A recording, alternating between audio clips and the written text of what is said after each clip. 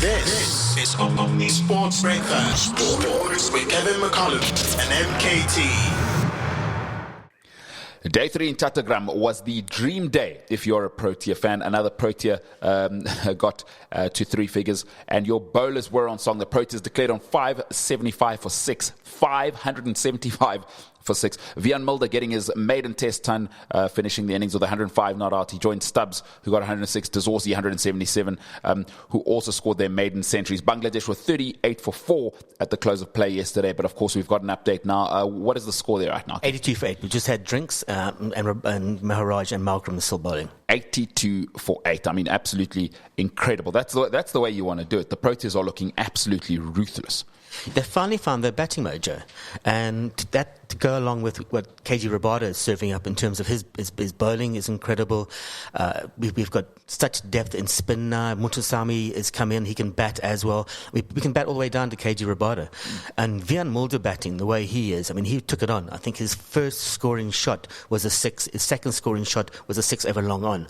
He was just belting it, but he wasn't belting it recklessly. And the way they've played spin, as Clive Eckstein said yesterday, the former Proteas player said yesterday on the show, they're playing with intent, they're playing with technique, and they're playing with execution. They're putting all those things together. They're sweeping a lot. They've learned how to play spin properly.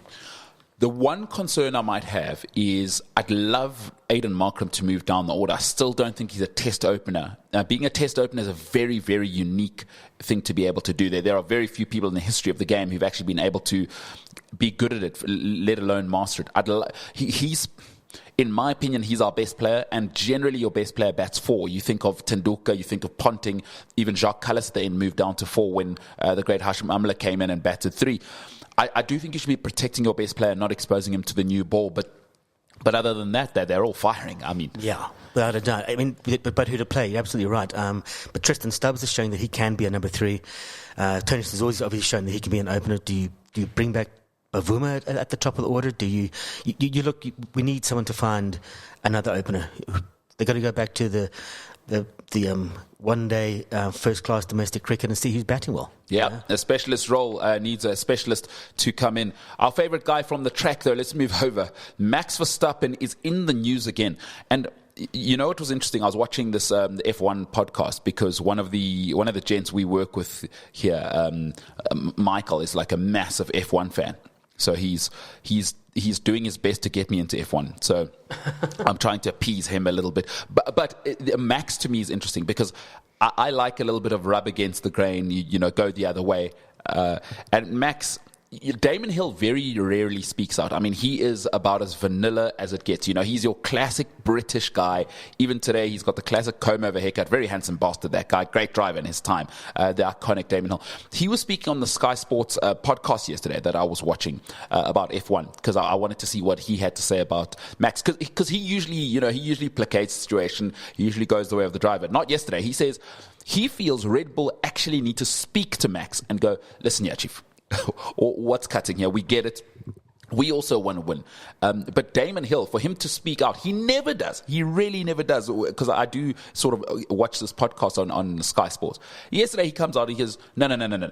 Red Bull need to go and talk to this Max guy. I mean, once guys like that are coming out, I do think, you know, it's a problem for Damon Hill when he's saying Max isn't even willing to relent on his position, and he's not being remorseful either. That's not going to help the whole team, is what Damon Hill was saying. And he recommends that Horner and the boys go and chat to him. I mean, has Max gone too far? I mean, I don't know enough. I don't have enough context, but it does seem if guys like Damon Hill are also coming out, and keep in mind, we're 4 days later. Yeah. If they're still talking about it, Max may need to look in the mirror. Yeah, Hill's quotes, he actually said he's dangerous. And the area footage is very clear in terms of what Max was doing in the corner. So he made no attempt to back off and make the corner and leave room for Lando. Made no attempt at all. Obviously, he was driving wide, driving defensively, but driving dangerously. And he said the second move, and I love this quote, it was just daft and Dick Dastardly stuff. He said, accelerated into the apex, drove Lando off the track and landed at much option. So Dick Dastardly was a character in the 1960s animated TV series called Wacky Races and several other cartoons and films since. And this Dick Darcy would try and win by utilizing underhand tactics. So that's what. So now basically it's out there. It's public knowledge that Max Verstappen is a dick. Well, hey, Damon Hill said it. We're just reporting the news as it happened. So, Max, hey, take it easy. 207 88 77 7716. Do you think Verstappen should take it easy? Are you an F1 fan, or do you think winners win? You know, some people may view it as this is Max competing to the max with his car, which is apparently sort of restricting him. So, would love to hear from you. If you can get in the conversation once again, give us your voice note or WhatsApp on 07 88 77 7716. Let's move over to the sweet science, boxing, which is one of my favorites. Oleksandr Usyk and Tyson Fury will rematch in what will be the unified heavyweight championship of the world, and it'll take place December 21st in Saudi Arabia. Fury spoke about what he feels he needs to do to overturn that result from the first fight. Fair and square. Just looking to put on a great fight again. You know, it was very close last time. He got it by a point. A little bit more focus, a little bit more lack of complacency, and I should do the job, what I need to do. You know, it's nothing drastic has to change. A bit more the same. A little bit more focus, like I say, and I will be victorious. I think it's good for boxing. When heavyweight boxing is good, it's good for the rest of boxing. So we really, really need this fight to be humdinger, as the first one was. I'm not sure if you got to see it, but my God. It was one of his first losses. His first loss. Yes, first loss. I mean, Usyk is great. I don't know if you heard about the shithousery at the press conference last week. Brilliant. So he went and brought Usyk arrived wearing a red tie and black gloves, and he took out a briefcase, and in the briefcase was a picture of Tyson Fury getting punched, and he asked Tyson Fury to sign it for it. Yeah, I forget the movie he was referencing, but it was a movie theme, because he looks like I look like Shrek. Yeah. So it was very, very funny. Absolutely love that. Tyson Fury is one who's an interesting figure. So he's gone through his own stuff. Obviously, he had the drug addiction. Was on the verge of driving off a hill, he said, in his Ferrari. He's come back a little bit. Not for me. That personality type isn't for me, but he's a character, and the sport, if there's one thing boxing loves, it's character. And then, most importantly, he's a brilliant fighter. So that's also great. I mean, he's a bestseller now. He's an author. So he's done all sorts of things. And what he's going to do, he's got that British sense of shithousery. Yeah. He's going to try and get under everyone's skin. But Usyk does not play that. Usyk was asked, and Usyk is the first unified heavyweight champion since Lennox Lewis defeated Evander Holyfield in 1999. And he was asked what keeps him motivated. What is my motivation? I don't have motivation. Only my regime. Only my concentration. This is my motivation.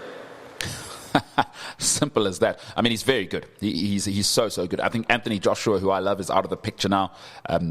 3 or 4 big defeats. Obviously, Daniel Dubois knocking him out. So these are the two premier heavyweights in the world as things stand. Oleksandr Usyk, I mean, a pugilist of the highest order. I mean, amateur great, and now has gone on to be middleweight, super middleweight, cruiserweight, not middleweight, cruiserweight great. And then he's come to the heavyweight and just been utterly dominant, absolutely dominant. Love to see it. It's in Riyadh. Look out for it soon. Although it's on DAZN, which is a little complicated for South Africans.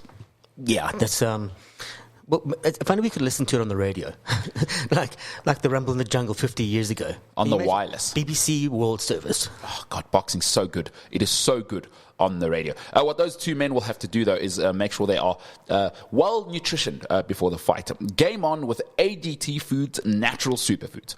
Our beans and pulses provide the fuel you need to keep moving. Power your passion with every bite. Brought to you by ADT Foods Africa. Good food, good health, a good life. Coming up next, we're going to win some cash with Kev. We got our 5 bets. Question of the day: who is the only batsman to record 400 in a single innings in an international test match? We'll answer that at the end of the show. Up next, we're going to win some cash. Listen live and on demand. Welcome to Omni Sport.